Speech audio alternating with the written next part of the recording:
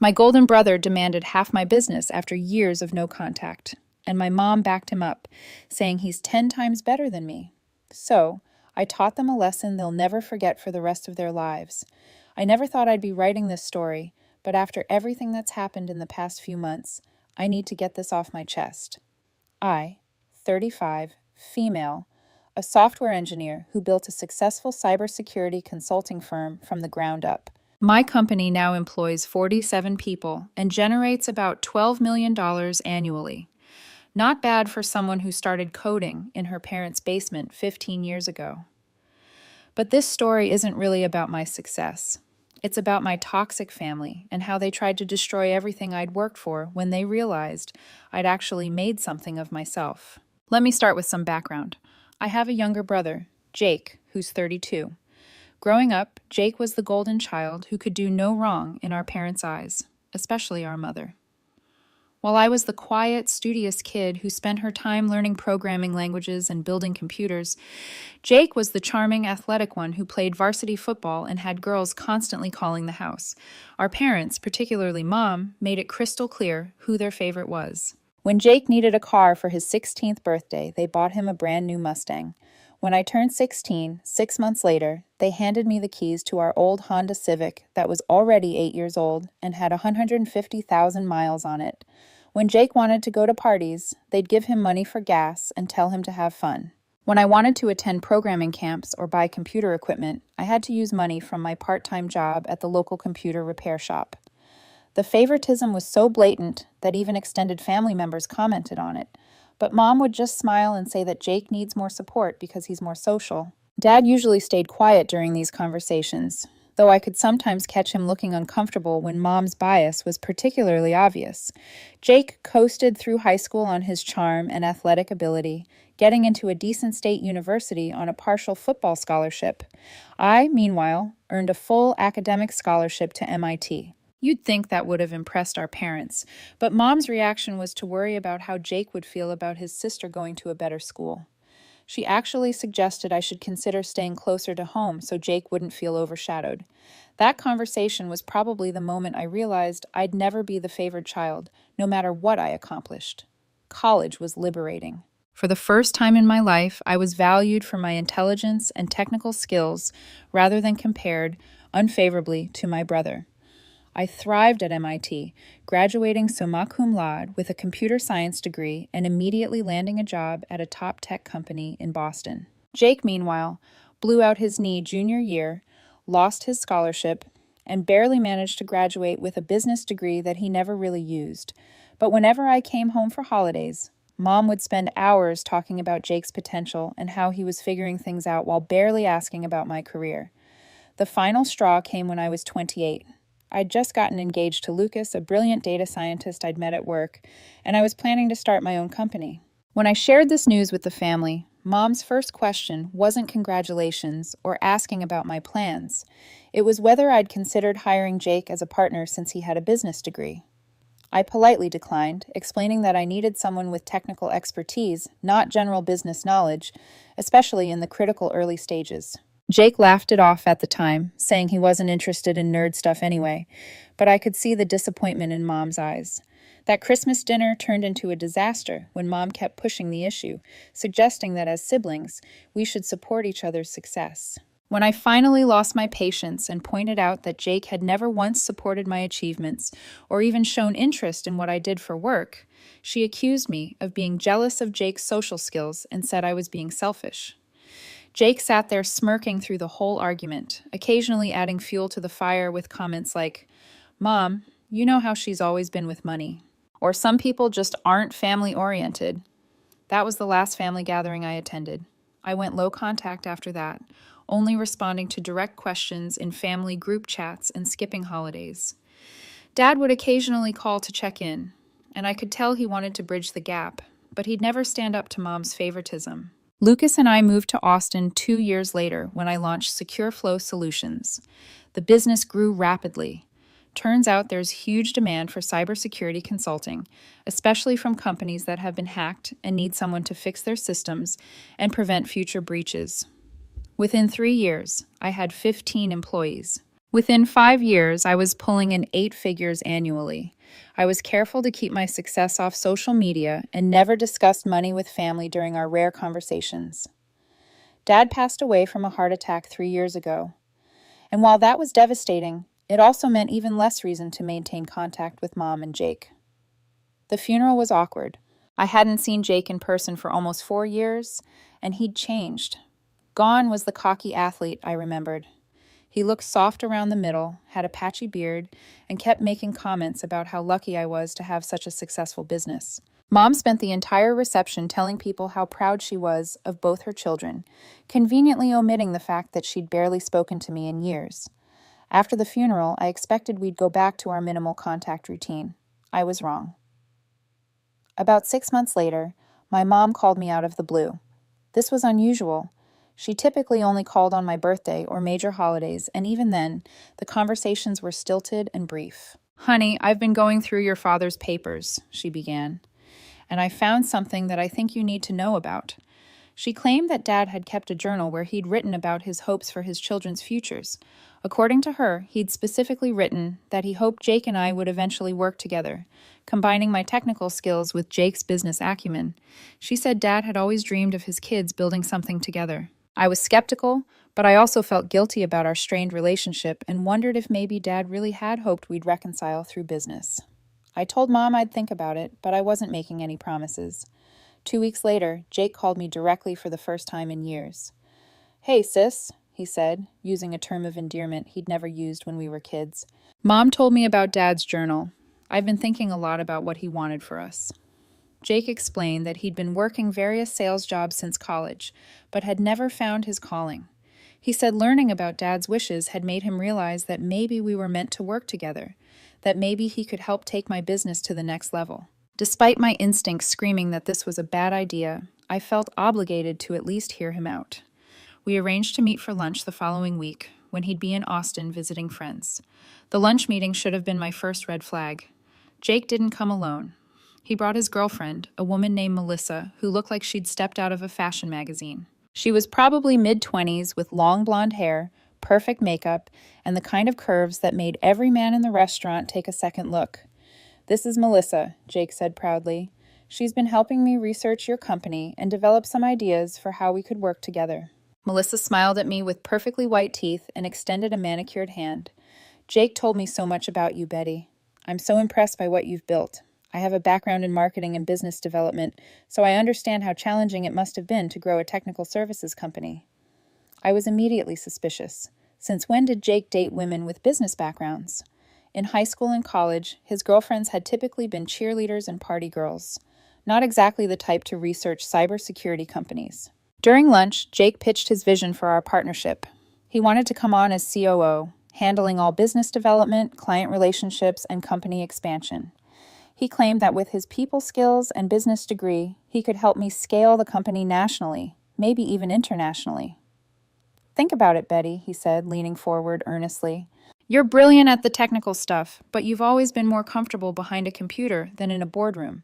I could handle all the client-facing work, the networking, the big picture strategy. We'd be unstoppable together."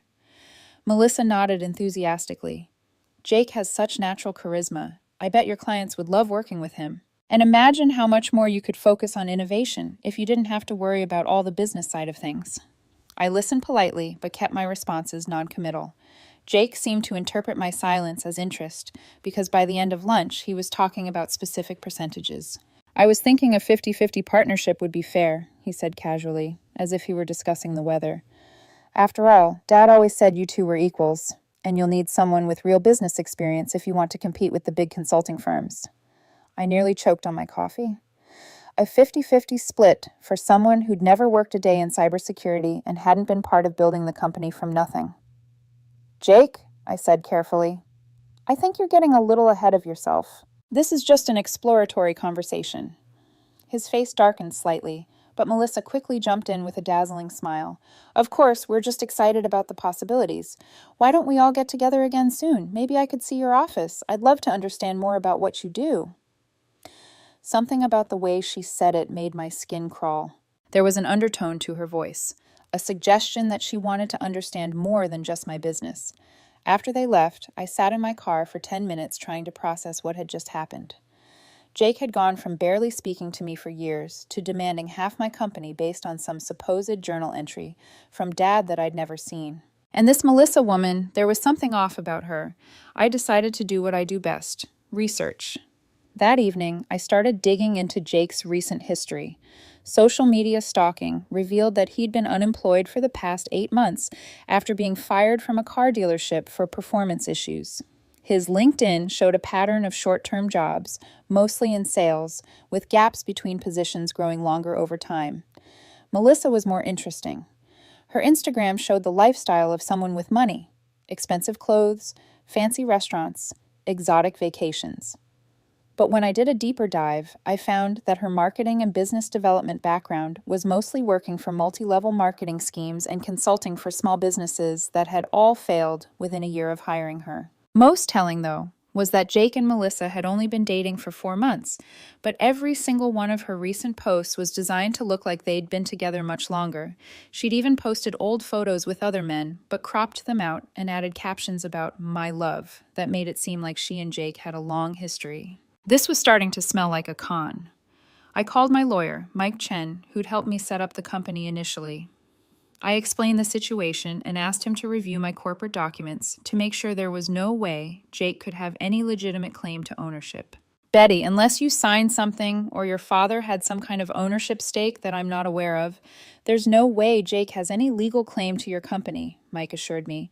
"But I'd be careful about any new contracts or agreements, and maybe we should think about tightening up your corporate structure." Meanwhile, Jake started calling me every few days, each time more pushy about moving forward with our partnership. He'd send me articles about successful sibling business teams and kept mentioning Dad's supposed wishes. The breakthrough came 2 weeks later when Melissa texted me directly. "Hey, Betty, I was wondering if you wanted to get coffee sometime. Just the two of us. I feel like we didn't really get to connect during lunch, and I have some ideas that might interest you." The winky emoji made her intentions pretty clear. I decided to play along and see what she was really after. We met at a trendy coffee shop in downtown Austin. Melissa had clearly dressed to impress: a low-cut blouse, short skirt, and heels that made her legs look like they went on forever. She spent the first 20 minutes asking detailed questions about my business, my clients, my revenue, my expansion plans. Then she started getting personal.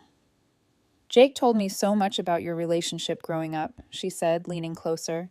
"He feels terrible that you two grew apart. He really looks up to you." This was news to me, considering Jake had spent our entire childhood treating me like an annoying afterthought. "He's been researching cybersecurity nonstop since you two had lunch," she continued. "He's so excited about the possibility of working together. I think he sees it as a chance to finally have the kind of relationship with you that he's always wanted." I made non-committal responses while she kept probing for more information about my business operations, my biggest clients, my profit margins. It was clear she was fishing for intelligence, not trying to build a relationship. Then she made her move. "Betty, can I be honest with you?" she said, reaching across the table to touch my hand. "I think Jake might be selling himself short. From what I can see, you've built something amazing, but there's so much untapped potential. Someone with the right connections could help you expand in ways you've never imagined." Her hand lingered on mine, and she gave me a look that was definitely not about business development. "Maybe we should get together sometime when we can really talk," she purred. "Without Jake around, I think you and I could accomplish great things together." Bingo. She was trying to seduce me, probably hoping to get insider information she could use to help Jake in whatever scam they were running. I smiled and played dumb. "That's interesting, Melissa. What kind of connections are you thinking about?" For the next hour, she fed me a line of garbage about investors she supposedly knew, government contracts she could help me land, international expansion opportunities. None of it was specific enough to be real, but all of it was designed to make me think she was the key to taking my business to the next level. As she talked, she kept finding excuses to touch my arm, lean in close, or make suggestive comments about how we could explore possibilities together. It was both pathetic and infuriating. When we parted ways, she hugged me just a little too long and whispered, "I hope we can do this again soon. I think we have a lot to offer each other." That night, I set up a hidden camera system in my home office and started recording every conversation I had with Jake or Melissa. I had a feeling I was going to need evidence of whatever they were planning. Sure enough, Jake called the next day, more aggressive than ever. "Betty, I've been patient, but I need to know where we stand," he said.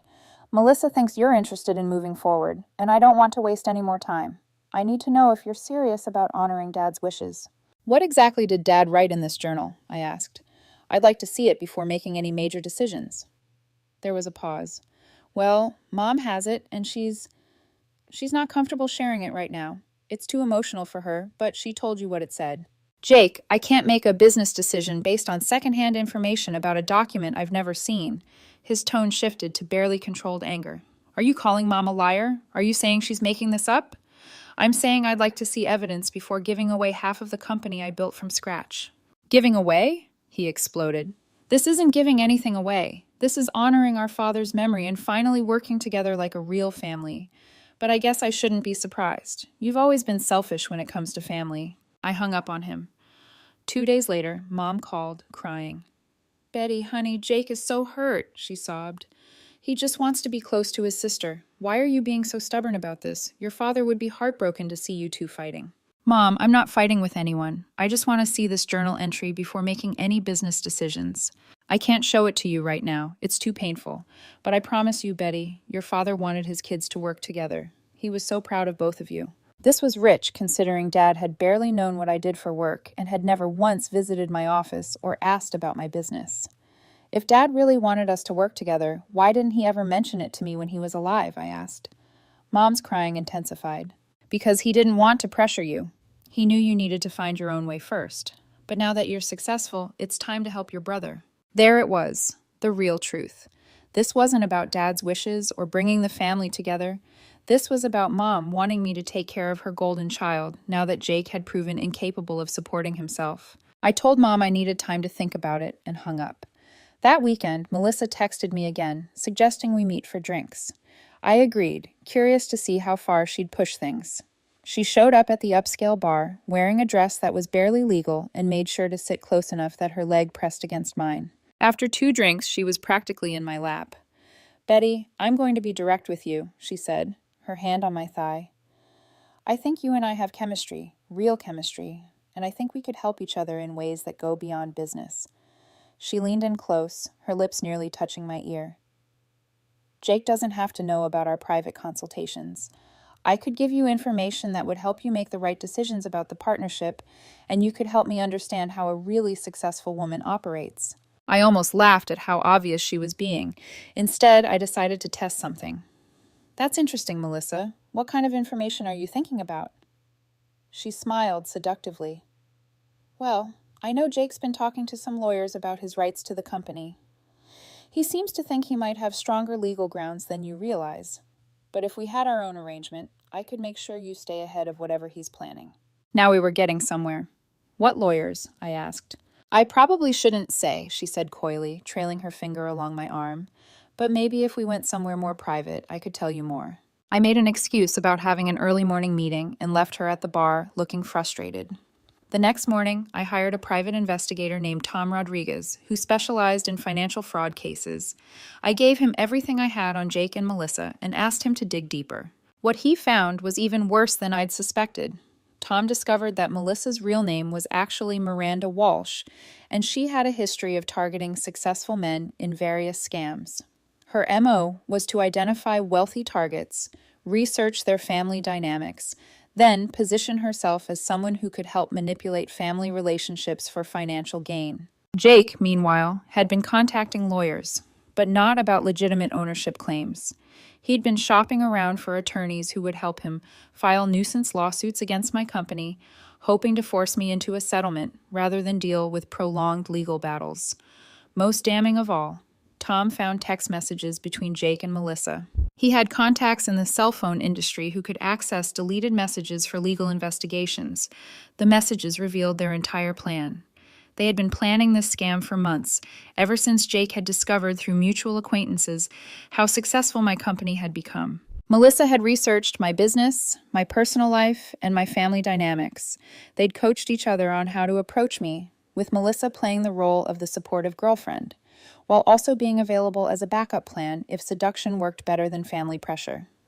The journal story was completely fabricated. In fact, the text messages showed them laughing about how gullible I was and how easy it would be to manipulate me using Dad's memory. Their plan was multi-pronged. Jake would pressure me using family guilt, while Melissa gathered intelligence through seduction. If I agreed to any kind of partnership, they'd use that foothold to gradually take over more of the company. If I refused, Jake would file harassment and discrimination lawsuits, claiming I was denying him opportunities based on family bias, hoping to force a settlement that would give him money even without ownership. But the most enraging part was a message from Jake to Melissa that said, "Betty's always been a pushover when it comes to family. Mom's got her trained to feel guilty about everything. This is going to be easier than we thought." Reading those messages made my blood boil. They thought I was some kind of weak, guilty pushover. They thought they could manipulate me with fake tears and family pressure. They were about to learn how wrong they were. I spent the next 2 weeks carefully planning my response. First, I had Mike Chen draft airtight cease and desist letters to both Jake and Melissa, explicitly forbidding them from making any claims about ownership in my company and warning them that any attempts to interfere with my business relationships would result in legal action. Then I did something that would have been unthinkable a month earlier. I decided to go nuclear on my own family. I gathered all the evidence Tom had collected, the text messages, the background checks, the financial records showing Jake's unemployment and Melissa's scam history, and compiled it into a comprehensive dossier. On a Thursday evening, I called Jake and told him I'd made my decision about the partnership. "I've thought about Dad's wishes," I said, "and I think you're right. We should be working together. Why don't you and Melissa come to my office tomorrow afternoon? I'll show you around. We can discuss terms, and maybe we can make this partnership official." Jake was ecstatic. "Betty, you won't regret this. We're going to build something incredible together. This is what Dad would have wanted." I scheduled the meeting for 3 p.m. on Friday, knowing that most of my employees would still be in the office to witness whatever happened. Friday afternoon, Jake and Melissa arrived dressed like they were already executives of my company. Jake wore an expensive suit that he probably couldn't afford, and Melissa was in a power dress that somehow still managed to show enough cleavage to be inappropriate for a business meeting. I welcomed them into my office where I'd set up a conference table with folders, legal pads, and water bottles, all the props of a serious business meeting. "Before we get started," I said, "I want to make sure we're all on the same page about what we're discussing here." Jake nodded eagerly. "Absolutely. I'm thinking we start with a 50-50 partnership like we discussed, and then we can talk about expansion plans, new markets, maybe bringing Melissa on as our marketing director." Melissa smiled and nodded. "I have so many ideas for growing the business. I think we could double your revenue within the first year." "That sounds ambitious," I said, opening one of the folders on the table.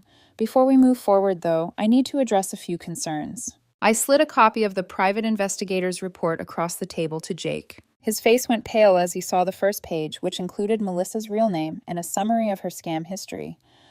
"What the hell is this?" he demanded. "It's the truth about your girlfriend and your little plan to defraud me," I said calmly. "Did you really think I wouldn't investigate before giving away half my company?" Melissa tried to maintain her composure. "Betty, I don't know what you think you found, but—" "I know your real name is Miranda Walsh," I interrupted. "I know you've been involved in at least 4 similar scams targeting wealthy men. I know you've been coaching Jake on how to manipulate me using our family relationships." I opened another folder and pulled out copies of their text messages. "I also know that Dad never wrote anything about wanting us to work together, because this entire story is something you two made up. These are your text messages discussing how to fool me." Jake's face had gone from pale to red. "You had our phones hacked. That's illegal." "No, Jake, it's not. This was obtained through a legitimate legal investigation, which brings me to the best part." I opened a third folder and pulled out copies of his communications with various lawyers. "I know you've been shopping around for attorneys who would help you file nuisance lawsuits against my company. I know your plan was to either manipulate me into giving you ownership or force me into a settlement through frivolous legal action." By now, both Jake and Melissa were looking like trapped animals. Jake stood up abruptly. "You know what, Betty? Screw you. I don't need your charity. I was trying to help you out of family loyalty, but clearly you don't give a damn about family." "Sit down, Jake," I said firmly. "We're not done." Something in my tone made him hesitate. He sat back down, his jaw tight. "See, the thing is," I continued, "I do care about family. I care about protecting myself and my business from family members who think they can scam me. So, I've taken some precautions. I opened the final folder and pulled out copies of the cease and desist letters Mike had prepared. These are legal notices formally warning both of you to stop making any claims about ownership in my company and to cease any attempts to interfere with my business. If you violate these terms, I will sue you for harassment, attempted fraud, and business interference. Melissa found her voice. You can't prove we did anything illegal. Maybe not criminal fraud, I agreed, but I can prove attempted extortion, harassment, and conspiracy to interfere with my business relationships. I can also prove that you've been using a false identity and have a history of similar scams. I leaned back in my chair. Here's what's going to happen. You're both going to sign acknowledgments that you have no claim to any ownership in my company. You're going to agree to have no further contact with me, my employees, or my business partners. And Jake, you're going to tell Mom the truth about this whole ridiculous scheme. Jake's jaw dropped. I'm not telling Mom anything. She believes in us working together. Oh, but you are, I said, smiling for the first time since they'd arrived.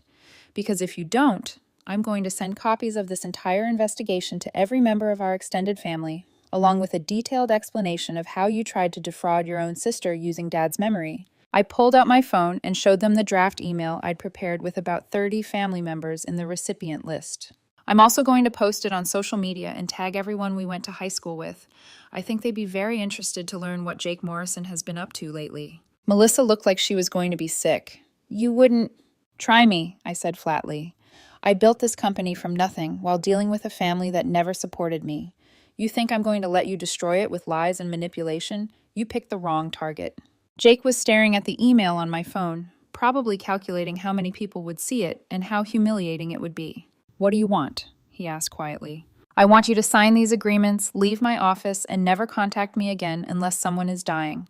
I want you to tell Mom that you lied about Dad's journal and that this whole partnership idea was a scheme you cooked up because you're unemployed and desperate. I stood up and walked around the table to face them directly. And I want both of you to understand that if you ever try anything like this again, if you ever mention my name to a lawyer, if you ever claim any connection to my business, if you ever come anywhere near my employees or my office, I will dedicate every resource I have to destroying your lives. I will sue you into bankruptcy.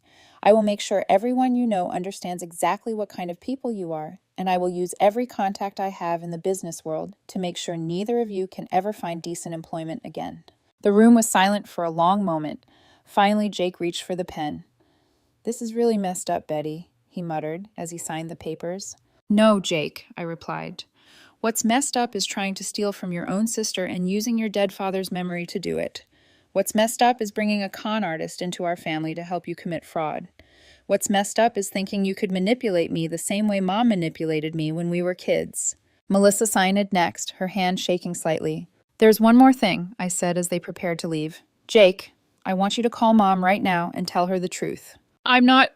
You're going to call her, put it on speaker, and explain that you made up the journal story because you wanted money from me. If you don't, that email goes out to the family in 1 hour. Jake's shoulders slumped in defeat. He pulled out his phone and dialed Mom's number. Hi, Mom, he said when she answered. I'm here with Betty, and I need to tell you something. Oh, that's wonderful. Are you two finalizing the partnership? Jake looked at me with pure hatred in his eyes. No, Mom, there's not going to be a partnership. I need to tell you that I made up the story about Dad's journal. There was a long pause. What do you mean? I mean, Dad never wrote about wanting us to work together. I made that up because I thought I could convince Betty to give me part of her company. I could hear Mom's sharp intake of breath through the phone. Jake, what are you saying? I'm saying I lied to you and to Betty because I'm broke, and I thought this was a way to fix my problems. I'm sorry, Mom. I know this is disappointing. The silence stretched out for nearly 30 seconds before Mom spoke again, her voice barely a whisper. Jacob Morrison, how could you do this? How could you lie about your father's memory like that? For the first time since I'd known him, Jake looked genuinely ashamed. I'm sorry, Mom. I was desperate, and I thought... You thought you could steal from your sister and drag me into it? She said, her voice getting stronger. You thought you could use me to pressure her into giving you something you had no right to. Mom, it wasn't like that. It was exactly like that, she snapped. My God, Jake, what has happened to you? Jake looked at me again, probably hoping I'd intervene, but I just stared back at him impassively. I'm disappointed in both of us, Mom continued. I am disappointed in you for lying and trying to cheat your sister. And I'm disappointed in myself for believing you without question. Mom, Jake started, but she cut him off. It was my job to raise you better than this. Instead, I let favoritism blind me, and now look at what you've become. Her voice cracked, then hardened again. Betty, are you there? I'm here, Mom. Honey, I am so sorry. I should have asked more questions. I should have realized. I just wanted so badly for you kids to have a relationship that I didn't stop to think about whether this made sense. I felt a tiny bit of my anger toward her soften, but only a tiny bit. Mom, we'll talk later. Right now, I need Jake and his girlfriend to leave my office. Jake has a girlfriend? Mom asked. Jake shot me a warning look, but I was done protecting him. Her real name is Miranda Walsh, and she specializes in conning money out of successful men by manipulating their family relationships. She and Jake have been planning this scam for months. The silence on the phone was deafening. Finally, Mom spoke, her voice cold as ice. Jake, you get yourself home right now. We are going to have a very long conversation. After Jake hung up, he and Melissa gathered their things and headed for the door. Jake paused at the threshold. Betty, I know you hate me right now, but we're still family. I looked at him for a long moment, thinking about everything we'd been through, the years of favoritism, the constant comparisons, the way he'd treated me growing up, and now this ultimate betrayal. No, Jake, I said finally. Family doesn't try to steal from each other. Family doesn't lie about their dead father to commit fraud. You're just someone I used to know who happens to share some DNA. He flinched like I'd hit him, but he didn't argue. After they left, I sat in my office for a while, processing everything that had happened. My assistant knocked on the door to check if I was okay. Apparently, the tension had been visible even through the glass walls. I called Lucas to tell him what had happened. He'd known about Jake's initial approach and had been suspicious from the start. I'm proud of you for standing up to them, he said. I know that couldn't have been easy. It wasn't easy, but it was necessary. For the first time in my life, I'd refused to be manipulated by family guilt and had protected what I'd worked so hard to build. Over the next few weeks, I heard through Mom that Jake had moved back in with her temporarily while he looked for work. Apparently, Miranda, had disappeared immediately after our confrontation, leaving Jake to face the consequences alone. Mom called me a few days later to apologize again and to ask if there was any way I could forgive Jake. Mom, Jake is 32 years old, I told her. He's not some confused kid who made a mistake. He spent months planning to defraud me, brought a career criminal into our family, and tried to use Dad's memory to steal from me. Those aren't the actions of someone who deserves forgiveness.